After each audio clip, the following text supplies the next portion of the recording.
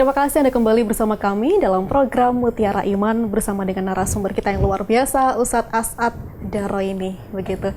Ustadz, tadi sudah disampaikan tausiah yang begitu memberikan kita pencerahan terkait dengan tema definisi ulil amri. Begitu. Dalam perspektif Al-Quran, sejauh mana sebenarnya urgensi kita untuk bisa menaati ulil amri tersebut? Seberapa urgensi kita taat pada ulil amri dan siapakah ulil amri yang dimaksud? Dalam tafsir Al-Munir, yaitu tafsir Al-Munir fil Aqidah wa Syariah wal Manhaj yang ditulis oleh Syekh Wahab Az-Zuhaili yang beliau wafat pada tahun 2021 Masehi. Beliau dalam menafsirkan surah An-Nisa ayat 58 dan 59, beliau memberikan gambaran begini. Ketika Allah menjelaskan tentang 3 pilar dalam kehidupan bernegara tadi, yaitu menyampaikan amanah, menegakkan keadilan, dan taat pada Allah, Rasul, serta ulil amri. Penjelasan ini itu dijelaskan oleh Allah setelah ayat yang menerangkan tentang iman dan amal soleh. Syekh Wahab Az-Zuhaili menerangkan itu menunjukkan bahwasanya taat pada pemerintah, pada ulil amri itu adalah ba'datil kal a'mal wa ajallaha, termasuk sebagian amal soleh dan bahkan amal soleh yang memiliki kedudukan yang tinggi nilainya, wa ajallaha. Sehingga ketika kita membahas tentang taat pada ulil amri, jangan kemudian semata-mata kita menganggap ini sedang menggiring pada opini penguasa, sedang menggiring masyarakat untuk kita menjadi bawahannya penguasa, bukan. Tetapi dalam agama secara tegas, lugas, dan gamblang menjelaskan taat pada pemimpin itu merupakan kewajiban dan sebuah ibadah yang memiliki nilai yang tinggi, dan bukan sedang membicarakan masalah kecondongan politik dan sebagainya. Perkara kemudian pemimpin yang sedang menjadi pemimpin kita dalam kebijakan tertentu mungkin tidak memuaskan semua pihak, maka ada jalur-jalur, ada rambu-rambu agama yang mengatur bagaimana kita menyampaikan dan melaksanakan hal itu. Dan kemudian siapakah ulil amri yang dimaksud? Ini pembahasannya sangat panjang dan luas nih. Tapi secara sekilas saja kita mengambil sebuah kesimpulan dari beberapa pendapat. Dalam saya mengutip pendapatnya Kiai Afifuddin Muhajir, ya. Beliau Rais Suriah PNU Jawa Timur. Beliau pernah mengatakan, dan itu saya cek adalah pendapatnya ada di banyak kitab tafsir Al-Quran. Beliau mengatakan ulil amri itu gampangannya begini. Ulil amri adalah semua orang yang memiliki wewenang dan legalitas di bidangnya, yang itu wajib untuk kita taati. Beliau memberikan gambaran tiga bentuk, ya. Pertama, dalam masalah politik dan bernegara itu adalah pemerintah yang sah di wilayah kita. Apakah bupati, gubernur maupun presiden. Dalam hal kesehatan, maka dokter adalah orang yang memiliki legalitas untuk kita taati terhadap apa yang direkomendasikan. Tentunya apalagi dokter yang memiliki legalitas dari pemerintah. Kemudian dalam hal ilmu pengetahuan adalah para ulama.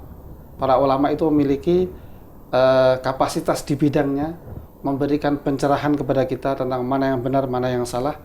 Dalam hal ini tentunya para ulama yang terkumpul dalam Majelis Ulama Indonesia adalah kumpulan para ulama yang di samping memiliki kapasitas tetapi juga legalitas dari pemerintah yang sedang memerintah kita saat ini.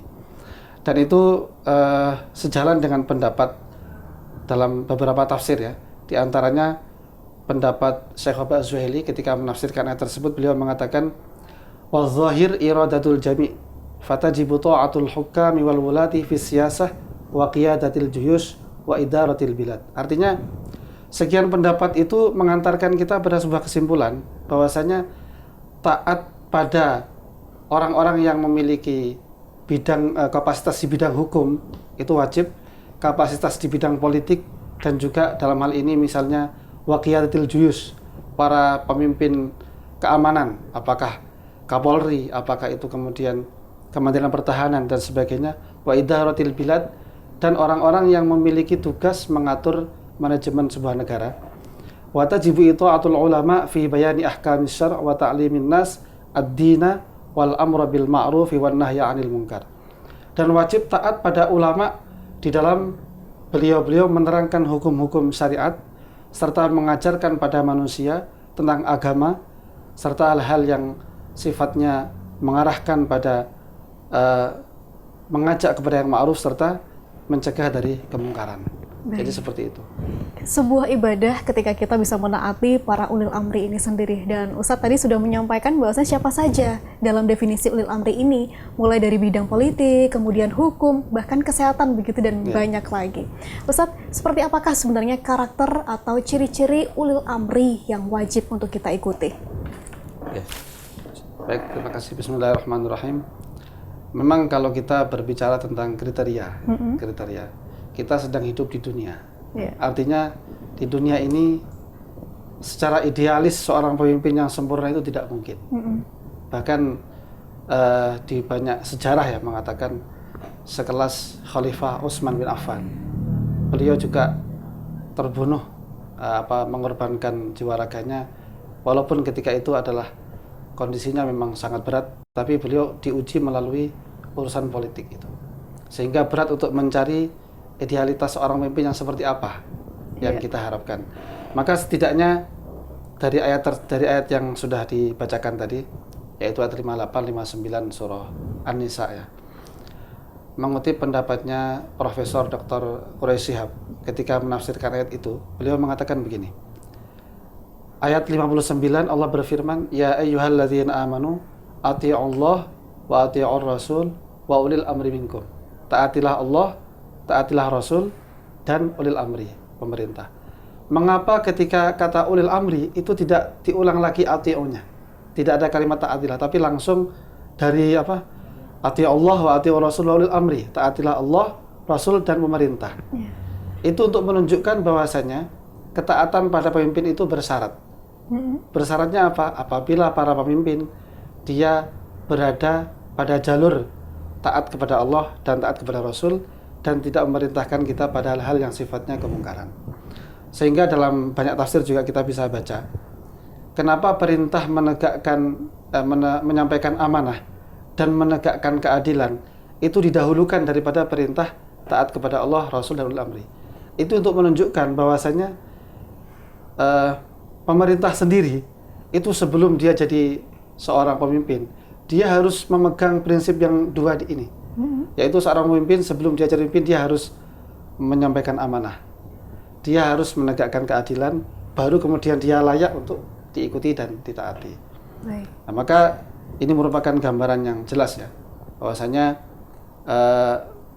dua hal ini, yaitu kita sebagai individu harus menjadi orang yang amanah dan harus menjadi orang yang menegakkan keadilan, maka kita juga layak untuk menjadi pemimpin yang ditaati. Dan ini juga memberikan gambaran begini, pemimpin itu kan dia menyandang status ganda. Misalnya seorang presiden, dalam dirinya terpatri atau di dalamnya tersandang beberapa status. Dia sebagai individu kan, punya anak, punya istri, kepala keluarga. Beliau juga sebagai pemimpin negara. Nah, sehingga ketika Rasulullah memberikan gambaran setiap kalian adalah pemimpin dan setiap pemimpin akan dimintai pertanggungjawaban terhadap kepemimpinannya, berarti seorang presiden dia harus paham, saya ini di samping presiden saya juga seorang individu.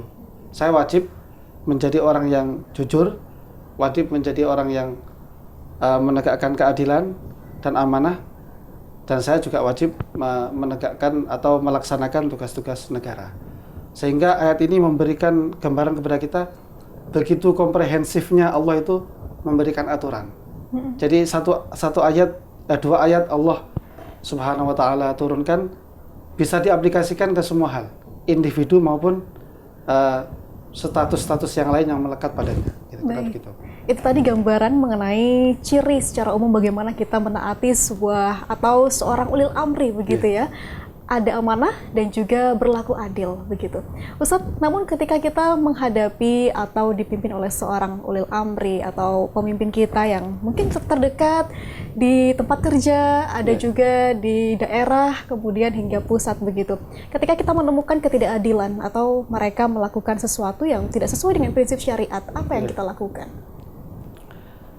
Oke, ketika kita mungkin di semua tempat, kita ini kan seorang pemimpin, Oke.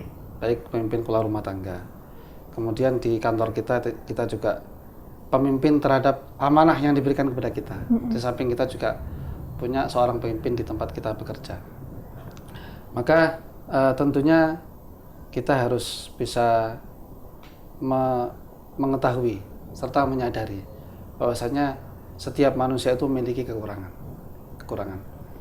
Dan yang Rasulullah menggambarkan kepada kita itu adalah pemimpin yang kita miliki itu harus kita pahami apakah kemungkaran atau mungkin ketidaksesuaian yang ada pada dirinya itu adalah hal-hal yang sifatnya prinsip atau hanya sekedar ketidakcocokan pribadi saja. Itu harus dipilah. Ketika itu adalah sebuah hal yang prinsip, maka harus disampaikan dengan cara yang benar dan pada jalur yang benar, seperti yang tadi disampaikan, yaitu disampaikan dengan secara pribadi, person to person, ya, tanpa menyebarkan aib, dan juga disampaikan dengan bahasa yang baik dan menghindari menghina dan mencela. Itu disebutkan dalam tafsir Al-Munir juga yang berkaitan dengan ayat tersebut, di mana di antara kita menunaikan haknya orang lain itu adalah, ini contoh, yaitu raddul wada'i' wal awari, yaitu mengembalikan barang titipan dan barang pinjaman, wa adamul ghasyi fil muamalat. Kita jangan pernah melakukan kecurangan dalam muamalah. Dan juga wal jihad wan nasihah. Jadi prinsip hidup kita itu adalah kita berjuang dan menyampaikan nasihat.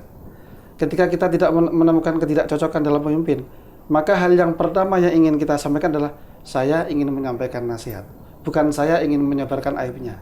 Nah, kemudian terakhir, wa adamu ifsa'i asrarin nasi wa uyubihim. Dan kita harus menghindari menyebarkan keburukan-keburukan dan aib-aib serta rahasia-rahasia pemimpin kita, begitu. Jadi harus benar-benar hati-hati. Apa yang menjadi masukan sampaikan dengan baik, dengan benar, pada jalur yang benar, dan hindari memblow up aib serta apa yang memang harus dirahasiakan, dan itu sangat manusiawi. Baik, Islam sudah mengatur begitu banyak batasan-batasan yang perlu kita lakukan dalam hal menaati ulil amri juga, begitu ya Ustadz. Nah, ini menarik berkaitan dengan norma kita dalam perkara nikah siri dan juga nikah usia dini. Ini ada kaitannya dengan Ustadz juga sebagai perannya penyuluh, begitu ya. Bagaimana kita menyikapi dan menerapkan regulasi pemerintah ini, Ustadz? Ya, memang ini menjadi fenomena yang meluas ya, banyak, yaitu negara kita sedang berproses dari negara berkembang, kemudian kita ingin menjadikan potensi negara kita ini mengantarkan kita pada negara maju.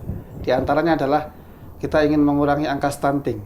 Nah, stunting itu dimulai dari mana?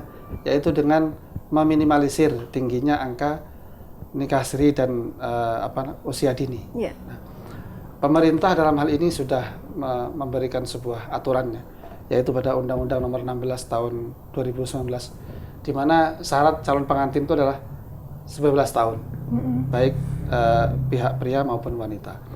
Tentunya ini memiliki sudah berawal dari kajian yang panjang.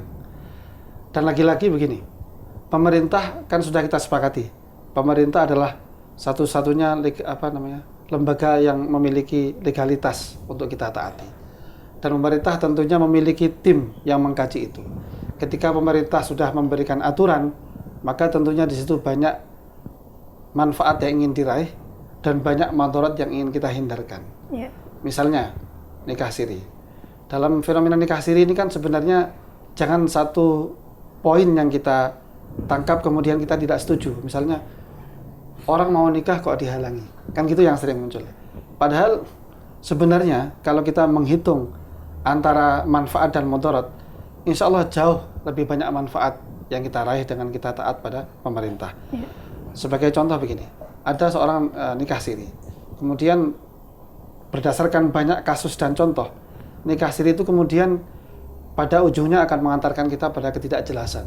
Bagaimana ketika seorang wanita dia ditinggal misalnya oleh suaminya yang jelas belum tercatat secara sah di catatan negara.